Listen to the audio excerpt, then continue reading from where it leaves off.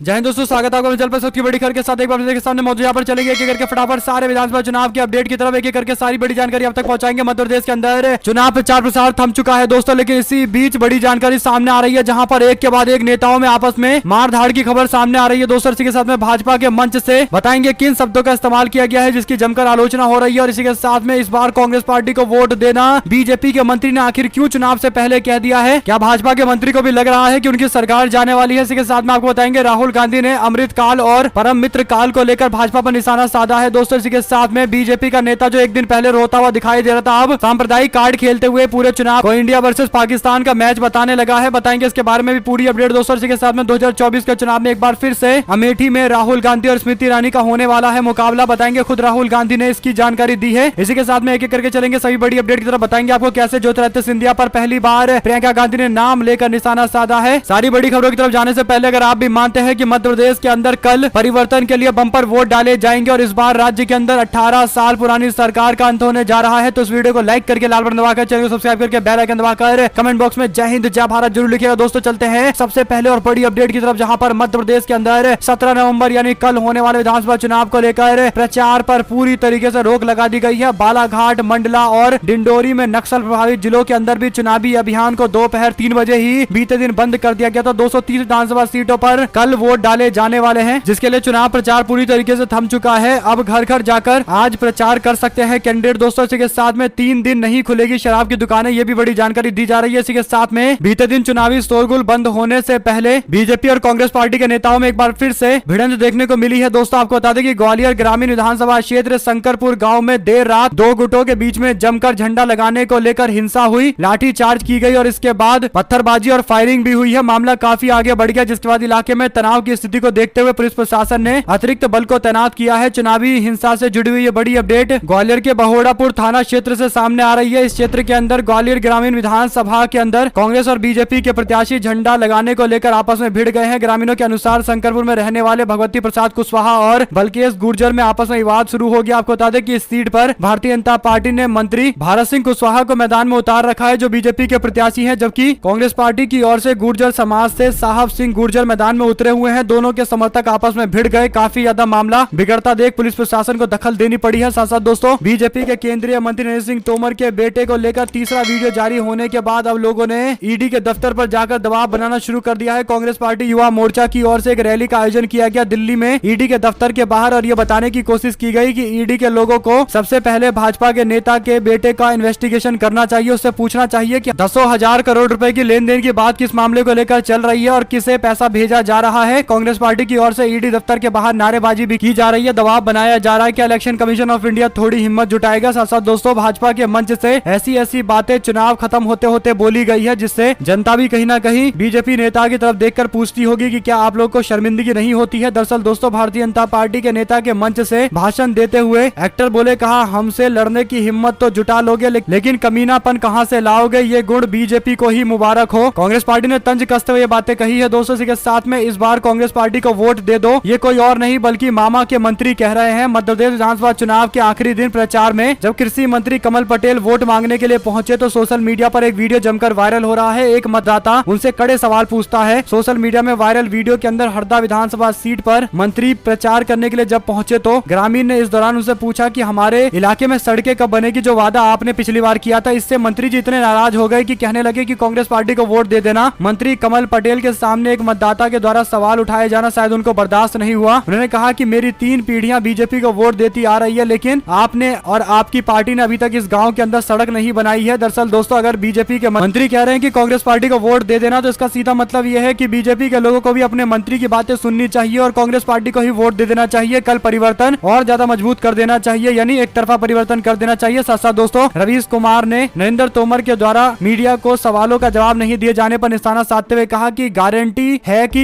ED नहीं जाएगी, फिर भी जवाब नहीं देते हैं, तभी 10 साल में एक भी बार प्रेस कॉन्फ्रेंस नहीं हुई है। साथ साथ दोस्तों अमृतकाल में परम मित्र के भाई भारत छोड़कर क्यों भागे, राहुल गांधी ने सवाल पूछा है। गोल्डन पासपोर्ट के माध्यम से ये लोग भारत छोड़कर दूसरे देशों में चले गए हैं, राहुल गांधी ने इसी मुद्दे को उठाया है। साथ साथ दोस्तों पनामा पेपर्स और हिंडनबर्ग रिपोर्ट के बाद अब साइप्रस कॉन्फिडेंशियल में विनोद अडानी का नाम सामने आया है। मोदी के चहेते मित्र गौतम अडानी के भाई विनोद अडानी का नाम पेंडोरा पेपर्स से लेकर हिंडनबर्ग की रिपोर्ट में खुलासे में में सामने आया है। साइप्रस के गोल्डन पासपोर्ट धारी विनोद अडानी की सच्चाई क्या है, ये सवाल कांग्रेस पार्टी के नेता ने पूछा है। इसका जवाब दुनिया को पता है, किंतु नरेंद्र मोदी इस बात पर खौफनाक चुप्पी साधे हुए हैं, क्योंकि उन्हें डर है कि उनके तथाकथित गुजरात मॉडल की कलई ना खुल जाए। विनोद अडानी का नाम पेंडोरा पेपर्स से लेकर हिंडनबर्ग में खुलासे में सामने आने के बाद कई सारे और भी सवाल खड़े हुए हैं। दोस्तों साथ साथ भारतीय जनता पार्टी के सांसद है राजस्थान के अंदर अजमेर से बालकनाथ, जो इससे पहले रोते हुए अपने समुदाय के लोगों से उनके पक्ष में वोट की अपील कर रहे थे, और अब उनके बयानों में ट्विस्ट देखने को मिला है। यानी एक दिन के बाद ही कहने लगे हैं कि ये चुनाव भारत पाकिस्तान के मैच की तरह है। यानी आप समझ सकते हैं दोस्तों कि एक दिन पहले इनको उम्मीद नहीं थी कि इनके अपने समुदाय के लोग ही सपोर्ट करेंगे, तो अब इस तरीके की बेतुकी बातें करने लगे हैं। चुनाव कभी इंडिया पाकिस्तान का मैच कैसे हो सकता है, ये अपने आप में बड़े सवाल है, जिसका जवाब बीजेपी के सांसद को देना चाहिए। साथ साथ इलेक्शन कमीशन ऑफ इंडिया को भी इस पूरे मामले पर सवाल पूछना चाहिए। साथ साथ दोस्तों दिवाली ने पुष्टि कर दी है कि उत्तर प्रदेश के अमेठी 2024 के लोकसभा चुनाव में एक बार फिर से हाई प्रोफाइल और बहुप्रतीक्षित मुकाबला होने जा रहा है। आपको बता दें कि अमेठी की सांसद स्मृति ईरानी और कांग्रेस पार्टी के नेता राहुल गांधी ने अमेठी के मतदाताओं को उपहार के साथ साथ त्योहार की शुभकामनाएं भी दी है। 2019 में बीजेपी की स्मृति ईरानी को यहां पर चुनाव में जीत मिली थी। बड़ी जानकारी ये सामने आ रही है कि कांग्रेस पार्टी ने भी पूरी तरीके से चुनावी तैयारी कर ली है, और इसीलिए कांग्रेस पार्टी की ओर से पार्टी के नेताओं को गिफ्ट भी भेजे गए हैं। दिवाली के मौके पर राहुल गांधी ने क्षेत्र के अंदर शर्ट, मिठाई और ट्राउजर भी बंटवाए हैं। आप लोग अपनी राय जरूर लिख कर बताइएगा। दोस्तों साथ साथ सुप्रिया सिनेट ने बीजेपी के नेता राजवर्धन सिंह राठौर का एक वीडियो शेयर किया है, जिसमें राजवर्धन सिंह राठौर अपने मतदाताओं से कह रहे हैं कि आप लोगों को गांव को हराना है। सवाल ये खड़ा होता है कि क्या ग्रामीण मतदाताओं से ज्यादा शहरी मतदाताओं को बाहर निकालने का प्रयास बीजेपी कर रही है, क्योंकि भाजपा को भी पता है कि जितने ग्रामीण वोट डालेंगे कांग्रेस पार्टी के लिए जीत की संभावनाएं उतनी ज्यादा बढ़ेगी। इस पर निशाना साधते हुए कांग्रेस पार्टी ने पूछा कि चंद लोग बैठे हुए हैं और ये ग्रामीण लोगों को चुनाव में शिकस्त देंगे। साथ साथ कैलाश विजयवर्गीय के मंच पर एक्टर मुकेश तिवारी के द्वारा दिए गए बयान की अब जमकर आलोचना हो रही है। दोस्तों साथ साथ कद में छोटे हैं लेकिन अहंकार वाह भाई वाह। प्रियंका गांधी ने पहली बार नाम लेकर ज्योतिरादित्य सिंधिया पर निशाना साधा है। प्रियंका गांधी ने कहा कि बीजेपी के सारे नेता विचित्र टाइप के हैं। एक तो हैं सिंधिया जी, उनके साथ मैंने यूपी में काम किया है। क्या है कि वे कद में छोटे जरूर है लेकिन उनका अहंकार वाह भाई वाह। जब वह यूपी में काम कर रहे थे, हम भी यूपी के हैं, तो हम लोगों ने उनसे कई सवाल पूछे, कई शिकायत की। उन्होंने बताया कि जब कार्यकर्ता शिकायत या गुस्सा या नाराजगी व्यक्त करते थे तो कार्यकर्ता बताते थे कि उन्हें बार बार ज्योतिरादित्य सिंधिया को महाराज बोलना पड़ता है। अगर कोई काम करवाना हो तो बार बार महाराज कहना उत्तर प्रदेश के लोगों की कोई आदत नहीं है, लेकिन बार बार उनसे ऐसा कहलवाया जाता था। इसके बाद प्रियंका गांधी ने कहा कि सिंधिया ने अपने परिवार की परंपरा बहुत अच्छे से निभाई है। विश्वासघात बहुतों ने किया है, लेकिन इन्होंने ग्वालियर और चंबल की जनता के साथ धोखा किया है। आपकी पीठ में छुरा भोंका है। बनी बनी सरकार को इन्होंने बिगाड़ा है। आपके वोट को बर्बाद किया है, आपके साथ धोखा किया है। 3 साल में सरकार ने कितना रोजगार दिया, छत्तीसगढ़ में जाकर देखिए रोजगार की दर क्या है। दरअसल दोस्तों हाल फिलहाल के अंदर भी एक डेटा सामने आया था, जिसमें स्पष्ट तौर पर कहा गया था कि सबसे कम बेरोजगारी छत्तीसगढ़ के अंदर में है। पुरानी पेंशन योजना को लेकर भी प्रियंका गांधी ने फिर से वादा किया है। साथ साथ वोटिंग से 2 दिन पहले प्रधानमंत्री मोदी ने मध्य प्रदेश के लोगों के लिए चिट्ठी लिखी है। प्रधानमंत्री मोदी इस चिट्ठी के अंदर बड़ी बड़ी बातें करते हैं और विधानसभा चुनाव में एक बार फिर से जितवाने के साथ साथ कहते हैं कि बीजेपी के प्रति अपना स्नेह दिखाइए। भाजपा पर जो आस्था आप लोगों ने दिखाया है वो मेरे लिए बड़ी पूंजी है। अगर भाजपा को जिताएंगे तो इससे मेरा हौसला और बढ़ेगा। प्रधानमंत्री मोदी आगे नारी शक्ति और तमाम बीजेपी के नेताओं को लेकर बातें कहते हैं। क्या प्रधानमंत्री मोदी के इस तरीके के बातों से कोई फर्क पड़ेगा? दोस्तों आप लोग की जो भी राय हो लिखकर जरूर बताएगा। इसी के साथ में जिले के बुधनी विधानसभा सीट से समाजवादी पार्टी के टिकट पर चुनाव लड़ रहे वैराग्य उर्फ मिर्ची बाबा एक बार फिर से मुश्किलों में फंस गए हैं। उन पर महिला मतदाताओं को साड़ी बांटने का आरोप लगा है, जिसे लेकर उनके खिलाफ FIR दर्ज कर ली गई है। इसके कुछ वीडियो भी सामने आए हैं, जिसके बाद उन्होंने उत्पीड़न करने का आरोप लगाया है। कुल मिलाकर दोस्तों बुधनी एक high profile seat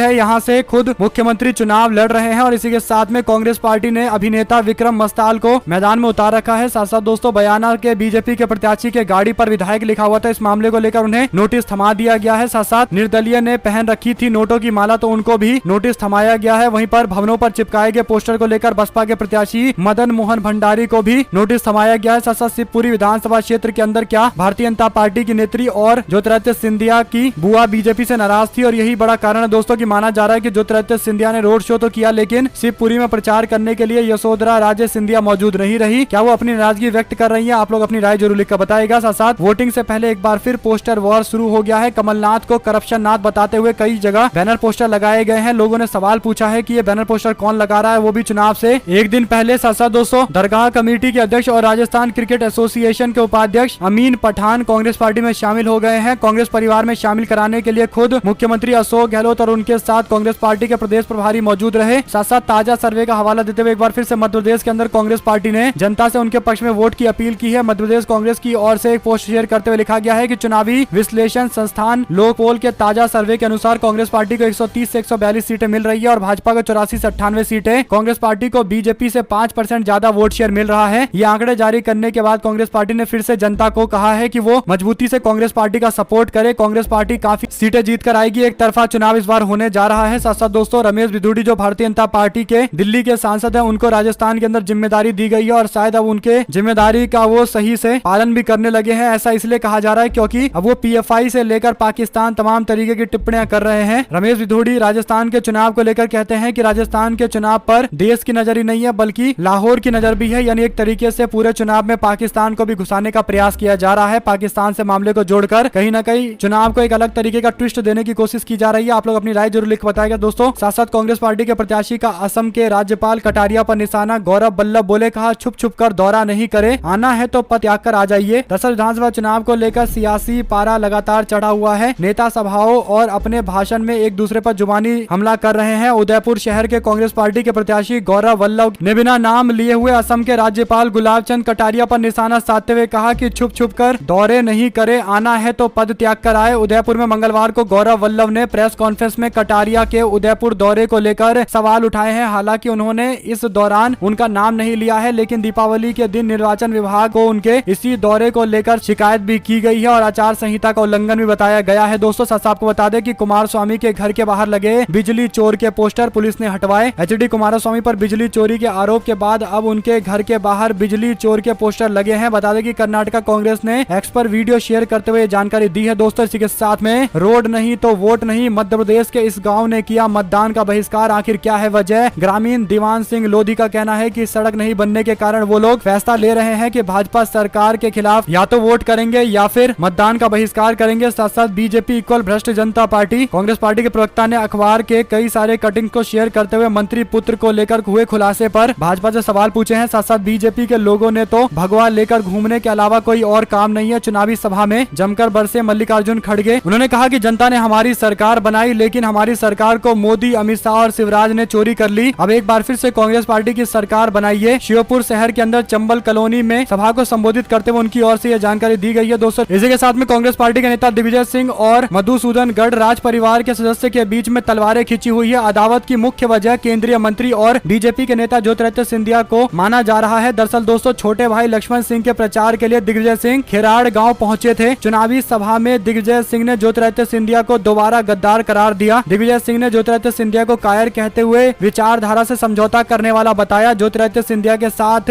Bharatiya Janata party में जाने वाले मधुसूदन गढ़ राज परिवार के सदस्य रुद्रदेव सिंह को भी दिग्विजय सिंह ने गद्दार करार दे दिया। दिग्विजय सिंह ने मंच पर बयान देते हुए उनके भतीजे को भी उन्होंने गद्दार कह दिया। आखिर में कहा कि इनके लिए हमने क्या क्या नहीं किया इस परिवार के लिए, लेकिन उसके बाद भी गद्दारी की और गद्दारों के साथ मिलकर हमारा विरोध करता है, शर्म आनी चाहिए। इसी पूरे मामले को लेकर दोस्तों दोनों राज परिवारों के बीच में आपस में ठनी पड़ी है। साथ साथ प्रधानमंत्री नरेंद्र मोदी पर भारत हैवी इलेक्ट्रॉनिक लिमिटेड को अपने उद्योगपति मित्रों को दिए जाने का आरोप लगाने पर कांग्रेस पार्टी की राष्ट्रीय महासचिव प्रियंका गांधी वाड्रा को चुनाव आयोग ने नोटिस दिया है। भाजपा ने इसकी शिकायत केंद्रीय चुनाव आयोग से की थी और प्रियंका गांधी के आरोपों को आधारहीन और प्रधानमंत्री मोदी की छवि खराब करने के इरादे से जनता को भ्रमित करने वाला बताया था। 16 नवंबर तक इस पूरे मामले पर जवाब देने के लिए कहा गया है। साथ आपको बता दें कि मध्य प्रदेश में 472 प्रत्याशी हैं दागी। बीजेपी के सुरेंद्र पटवा पर दर्ज हैं 175 से ज्यादा मामले, यानी ऐसे व्यक्ति को भाजपा ने टिकट दिया है जिस पर कई आपराधिक मामले दर्ज हैं दोस्तों। और प्रधानमंत्री मोदी अपराध मुक्त राजनीति की बातें भी करते हैं। और दोस्तों 2 महीने पहले भारतीय जनता पार्टी में शामिल हुए पूर्व विधायक कृष्णाराम नाई को एक बार फिर से पार्टी से निलंबित कर दिया गया है। ठीक 2 महीने पहले 13 सितंबर को उन्होंने पार्टी में शामिल होने का फैसला लिया था, लेकिन एक निर्दलीय प्रत्याशी का समर्थन करने का आरोप उनके ऊपर लगा है। उनके 2 पोते को पार्टी से निलंबित कर दिया गया है। वहीं पर कृष्णाराम नाई ने भारतीय जनता पार्टी के प्रत्याशी ताराचंद शाश्वत पर गंभीर आरोप लगाते हुए पार्टी से 9 नवंबर को ही इस्तीफा देने का दावा किया है। भारतीय जनता पार्टी के प्रदेश अध्यक्ष सीपी जोशी की उपस्थिति में कृष्णाराम नाई ने जयपुर स्थित पार्टी के मुख्यालय पर भाजपा में वापसी की थी। इसके बाद टिकट वितरण में कृष्णाराम की इच्छा के अनुसार टिकट नहीं दिया गया। उनके विरुद्ध टिकट देते हुए ताराचंद को मैदान में उतारा गया है। कृष्णाराम तब से नाराज बताए जा रहे हैं और कहीं न कहीं भारतीय जनता पार्टी के खिलाफ दूसरे प्रत्याशी को मजबूत कर रहे हैं। साथ साथ दोस्तों मध्य प्रदेश के विधानसभा चुनाव में मतदाताओं को साधने के लिए तीसरा मोर्चा भी काफी ज्यादा मजबूत नजर आ रहा है। समाजवादी पार्टी, बहुजन समाज पार्टी और आम आदमी पार्टी तीनों ही प्रमुख नेताओं के साथ मध्य प्रदेश के चुनावी मैदान में उतरी हुई है। इन तीनों दलों की ओर से विंध्या, बुंदेलखंड, ग्वालियर, चंबल क्षेत्र की ज्यादातर सीटों पर फोकस किया जा रहा है। हालांकि ये राजनीतिक दल अपने मकसद में कितने कामयाब होंगे ये तो 3 दिसंबर को रिजल्ट आने के बाद पता चलेगा। लेकिन बीएसपी ने जो टारगेट कर रखा है उसमें ज्यादातर बुंदेलखंड, विंध्या और ग्वालियर, चंबल के क्षेत्र हैं। बीएसपी ने 10 सभाएं मायावती की आयोजित करवाई है। 2018 के चुनाव परिणाम में बीएसपी को 2 सीटों पर सफलता मिली थी और इस बार उम्मीद की जा रही है कि कई सारे बीजेपी के बागी और कांग्रेस पार्टी के बागी बसपा के टिकट पर मैदान में उतरे हुए हैं, तो बसपा को और सीटें भी मिल सकती है। आम आदमी पार्टी के नेता अरविंद केजरीवाल रोड शो और सभा करने के लिए लगातार पंजाब के मुख्यमंत्री भगवंत मान के साथ मध्य प्रदेश में मौजूद रहे हैं। इस दौरान आम आदमी पार्टी ने ज्यादातर फोकस सिंगरौली नगर निगम के चुनाव के अच्छे प्रदर्शन के कारण चाचौड़ा की सीट पर रखा हुआ है। साथ साथ दोस्तों लोकसभा चुनाव में अपर्णा यादव को मिलेगी बड़ी जिम्मेदारी, खुद उन्होंने यह जानकारी दी है। लोकसभा चुनाव के मद्देनजर अपर्णा यादव से पूछा गया कि उनकी क्या भूमिका होगी, तो उन्होंने बताया है कि पार्टी जो फैसला लेगी उनको स्वीकार है। हाल फिलहाल में उन्होंने बीजेपी के शीर्ष नेताओं से मुलाकात की है। इसके बाद माना जा रहा है कि वो चुनावी मैदान में उतरने जा रही है। लोकसभा में कौन सी सीट होगी इसे लेकर 2-3 सीटों के नाम पर चर्चाएं चल रही है। साथ दोस्तों स्वामी प्रसाद मौर्य पर क्या कार्रवाई करेंगे अखिलेश यादव, ये सवाल जब मीडिया वालों ने उनसे पूछा तो क्या जवाब अखिलेश यादव ने दिया है। दरअसल दोस्तों अखिलेश यादव ने जवाब देते हुए कहा कि ये सवाल उत्तर प्रदेश का है तो जवाब भी उत्तर प्रदेश में ही दिया जाएगा। दरअसल वो मध्य प्रदेश के अंदर प्रचार करने के लिए पहुंचे थे, इस दौरान उनसे यह सवाल पूछा गया था। यानी पूरे मामले को टालते हुए अखिलेश यादव दिखाई दे रहे हैं। हालांकि भारतीय जनता पार्टी स्वामी प्रसाद मौर्य के पीछे पड़ी हुई है। दोस्तों आप लोग की इस पूरे मामले को लेकर जो भी राय हो लिखकर जरूर बताएगा। इसके साथ में भाजपा के 2 सांसद इंडिया गठबंधन से लड़ सकते हैं चुनाव, ममता और अखिलेश से हुई है बात। आपको बता दें कि रोहेलखंड के बीजेपी के एक सांसद लगातार अपनी पार्टी की नीतियों के खिलाफ सार्वजनिक बयान दे रहे हैं। एक और सांसद अपनी सत्ताधारी दल में उपेक्षित महसूस किए जाने के बाद नाराजगी व्यक्त कर रहे हैं। भाजपा के 2 सांसद इंडिया गठबंधन से चुनाव लड़ सकते हैं। ऐसे में दोस्तों इन 2 नेताओं के नाम हालांकि मीडिया में स्पष्टीकरण के साथ नहीं दिए गए हैं, लेकिन इशारों में समझा दिया गया है कि इंडिया गठबंधन बनने के कारण कई सारे नेता इधर से उधर छलांग मारेंगे। साथ साथ दोस्तों टोक के अंदर रमेश बिधूड़ी के द्वारा की गई टिप्पणी के मामले पर अजीत अंजुम बोले, कहा इसी काम के लिए तो बिधूड़ी को टोंक भेजा गया है। यानी टोक विधानसभा वो क्षेत्र है जहां से सचिन पायलट चुनावी मैदान में उतरते हैं और ये अजमेर के अंदर आता है और अजमेर में बहुतायत जनसंख्या अल्पसंख्यक समाज की है, यानी मुस्लिम समाज की है। और ऐसे में दोस्तों पूरे वहां के आसपास के सीटों पर कहीं ना कहीं ध्रुवीकरण करने का प्रयास किया जा रहा है। अजीत अंजुम की ओर से की गई इस टिप्पणी पर आप लोग अपनी राय जरूर लिखकर बताइए, क्या आप इस बात से इत्तेफाक रखते हैं या फिर आप लोग की कोई और राय है। और दोस्तों मध्य प्रदेश में होने वाले विधानसभा चुनाव को लेकर स्टार प्रचारक के तौर पर सचिन पायलट भी कई बार प्रचार करने के लिए मध्य प्रदेश पहुंचे, लेकिन बीते दिन उनके कई सारे कार्यक्रम लगाए गए थे क्योंकि अंतिम दिन था। और ऐसे में सचिन पायलट की ओर से भाजपा पर किन बातों को लेकर निशाना साधा गया है इसकी जानकारी भी सामने आई है। सचिन पायलट बोले, कहा बीजेपी के पास हिंदू, मुसलमान, मंदिर, मस्जिद के अलावा कोई मुद्दा नहीं है। पूर्व मुख्यमंत्री दिग्विजय सिंह ने अटेर विधानसभा से बीजेपी के प्रत्याशी अरविंद भदौरिया पर विधायक खरीदने का दम भरने का भी आरोप लगाया गया है। दोस्तों इसी के साथ में प्रियंका गांधी ने चुनावी सभा को संबोधित करते हुए कांग्रेस पार्टी की गारंटी एक बार फिर से जनता को गिनवाई है। इसमें उन्होंने कहा कि महिलाओं को हर महीने 1500 रुपए दिए जाएंगे, किसानों का कर्ज माफ किया जाएगा, 100 यूनिट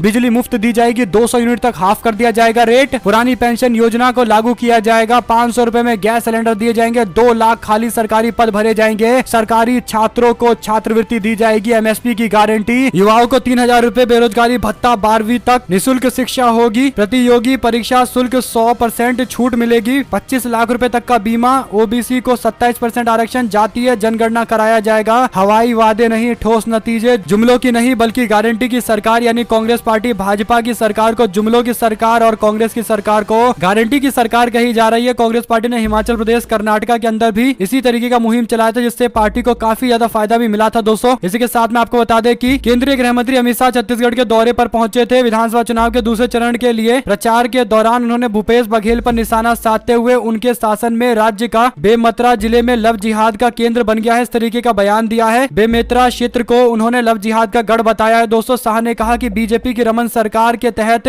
बेमेतरा जिला शिक्षा का हब बना हुआ था, लेकिन बघेल सरकार में लव जिहाद का हब बन चुका है, तब्दील हो चुका है, केंद्र बन चुका है। सवाल ये खड़ा होता है कि देश के गृह मंत्री के पद पर बैठे व्यक्ति के द्वारा भी अगर इस तरीके की टिप्पणियां की जाएंगी तो क्या इससे देश के कानून व्यवस्था को कुछ फायदा मिलेगा या फिर एक तरीके से राजनीति करने के नाम पर देश को नुकसान पहुंचाया जा रहा है। आप लोग की जो भी राय हो लिखकर जरूर बताएं, क्योंकि अगर लव जिहाद के मामले इतने ज्यादा सामने आ रहे हैं तो केंद्रीय गृह मंत्रालय की भी जिम्मेदारी बनती है देश के अंदर कानून व्यवस्था को सुनिश्चित करने का। तो क्या उन्होंने कुछ किया है ऐसे मामले को सॉल्व करने के लिए या फिर केवल भूपेश बघेल सरकार पर आरोप लगाकर मामले को सॉल्व करने का प्रयास करेंगे? आप लोग की जो भी राय हो दोस्तों लिखकर जरूर बताएगा। लेकिन इस तरीके के मुद्दे बार बार उठाए जा रहे हैं, खासकर छत्तीसगढ़ के अंदर जब कांग्रेस पार्टी की सरकार बनती दिखाई दे रही है तो बीजेपी मुद्दे को दूसरी तरफ ले जा रही है। अब प्रियंका गांधी के द्वारा दिए गए बयान पर ज्योतिरादित्य सिंधिया सिंधिया की ओर से भी टिप्पणी सामने आई है। ज्योतिरादित्य सिंधिया ने कहा कि प्रियंका गांधी जी पार्ट टाइम नेत्री हैं। इन दो परंपराओं में फर्क को समझने की उनकी क्षमता नहीं है। इसकी आशा मैं नहीं करता हूं। किस परिवार के सपूतों ने अफगानों से लेकर मुगलों और अंग्रेजों तक से भारत माता की रक्षा हेतु अपनी जान की कुर्बानी दी? किसने चीन से भारत की रक्षा करना तो दूर उन्हें भारतीय जमीन ही भेंट में दे दी थी? किस परिवार ने दूसरी पीढ़ी ने सत्ता के लोभ में इमरजेंसी लगाई थी? और आज भी किस परिवार की वर्तमान पीढ़ी स्वयं विदेशी मंचों पर जाकर भारत को बदनाम करती है? दूसरा सवाल ज्योतिरादित्य सिंधिया पूछते हुए कहते हैं कि काबिलियत को कद से तोलने वाले अहंकार का पाठ पढ़ाने से पहले कृपया स्वयं आईने में झांक ले। यानी प्रियंका गांधी को आईने में झांकने के लिए कह रहे हैं। इसके बाद कहते हैं कि भ्रष्टाचारी और वादा खिलाफियों के शासन को बार बार सिंधिया परिवार ने बदला है और पुनः आपका सुपड़ा साफ हो जाएगा। मध्य प्रदेश की जनता ऐसा करके दिखाएगी। अपने भाषण के दौरान ग्वालियर चंबल क्षेत्र को ग्वालियर चंबा कहने वाली प्रियंका गांधी जी को मेरे परिवार पर आक्रमण करने के लिए भी एक पर्ची पर लिखी लाइन की आवश्यकता पड़ती है। उनकी सोच और ग्वालियर चंबल को लेकर उनकी समझ को बताता है उनका ये बयान। इसका अंदाजा भी मुझे लग गया है। कुल मिलाकर दोस्तों ज्योतिरादित्य सिंधिया प्रियंका गांधी के सवालों का जवाब तो दे रहे हैं, लेकिन उनके जवाब में कुछ ज्यादा मजबूती दिखाई नहीं दे रही है। देखते हैं प्रियंका गांधी इस पर क्या पलटवार करती है। आप लोग की जो भी राय हो लिखकर जो बताएगा। हमारे साथ जुड़े रहने के सभी दोस्तों, भाइयों, बहनों, मित्रों का बहुत बहुत धन्यवाद। देख रहे थे आपका